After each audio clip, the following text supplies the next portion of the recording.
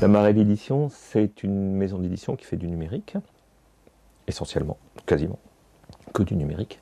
et qui est une émanation d'un lieu de résidence qui s'appelle la Marelle, qui est situé à la Friche Label de Mai à Marseille, pour valoriser et héberger des travaux d'auteurs qui viennent en résidence pour des projets d'écriture. Et du coup, on a des livres qui sont des livres qu'on pourrait dire homothétiques au format papier, donc qui sont vraiment très proches d'une lecture normale, mais on privilégie les projets qui sont des écritures qui fonctionnent et qui mettent en jeu l'outil numérique, soit pour provoquer chez le lecteur une lecture différente, soit parce que dans le procédé même d'écriture, l'auteur a exploré quelque chose qu'il n'avait pas exploré jusqu'à présent. Alors, par exemple, le premier ouvrage qu'on a publié, c'est un livre à deux mains, ou quatre mains, en tout cas avec deux auteurs, Pierre Ménard et Anne Savelli, qui s'intitule Laisse venir,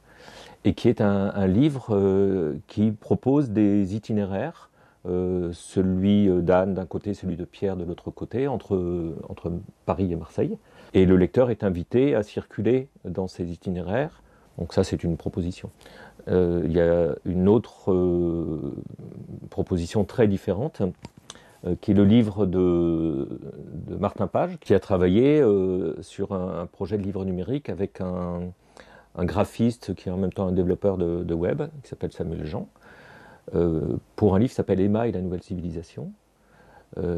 et qui est un livre avec une succession de scènes où les lettres, les phrases s'animent.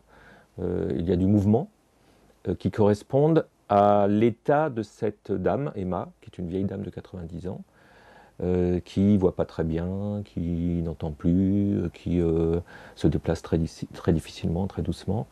Et les scènes qui racontent des petites histoires, qui mettent en jeu son quotidien, traduisent dans le mouvement même des lettres la sensation que peut ressentir cette dame, ou la poésie qui peut la prendre quand, par exemple, elle mélange les noms dans une conversation, elle n'entend pas tout, elle invente d'autres mots à la place, ou alors elle se trompe quand elle achète ses fruits et ses légumes, donc quand elle fait des recettes, elle invente des nouvelles recettes. Et c'est rendu par l'écriture, pas seulement dans le texte, mais aussi dans quelque chose de cinétique, et qui là, évidemment, ne peut pas du tout être produit en papier. On propose à la Marelle un espace de création, qui est un espace physique. C'est un grand appartement qui est dans une villa de maître, mais un peu décatie par les différents usages qui ont été faits, parce qu'elle a même été squattée, cette villa, pendant un moment, mais qui est une belle maison à la Friche Label de Mai, dans un ensemble artistique foisonnant. Et c'est un espace de travail et d'hébergement. Donc on leur propose cet espace, mais aussi un accompagnement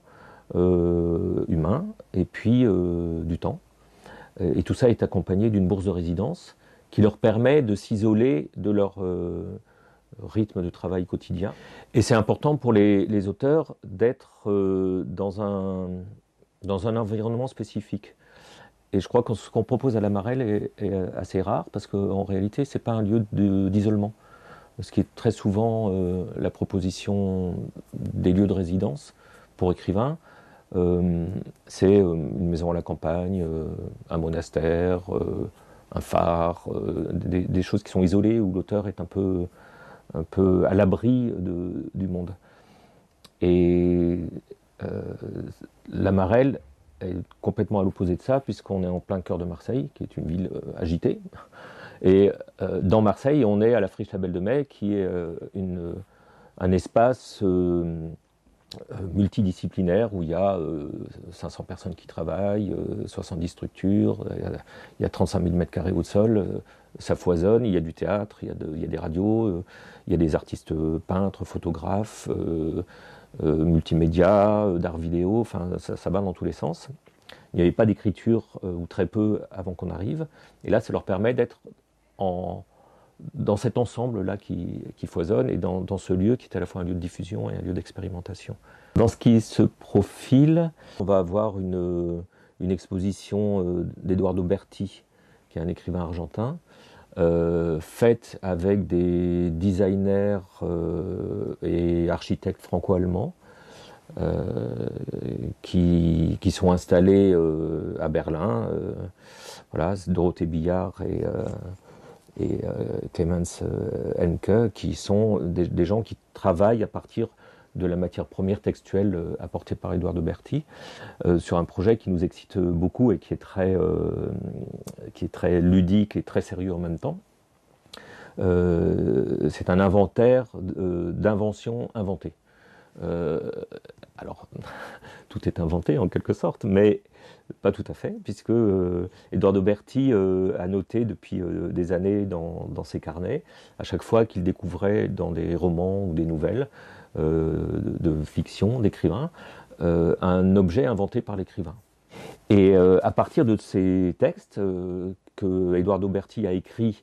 pour resituer ces objets ou pour leur inventer une histoire, les dessinateurs, designers ont inventé des dessins, puisqu'ils ont dessiné ces objets, ils en ont reproduit certains en papier, ils ont fait des petits films, ils inventent du mobilier, et tout ça va donner lieu à une exposition.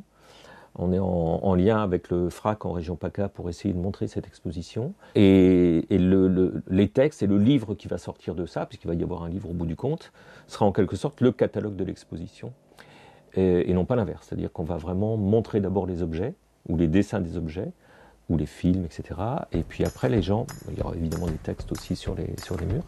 mais les gens pourront après acheter le catalogue d'exposition qui leur donnera l'intégralité des histoires et de ce catalogue des objets inventés.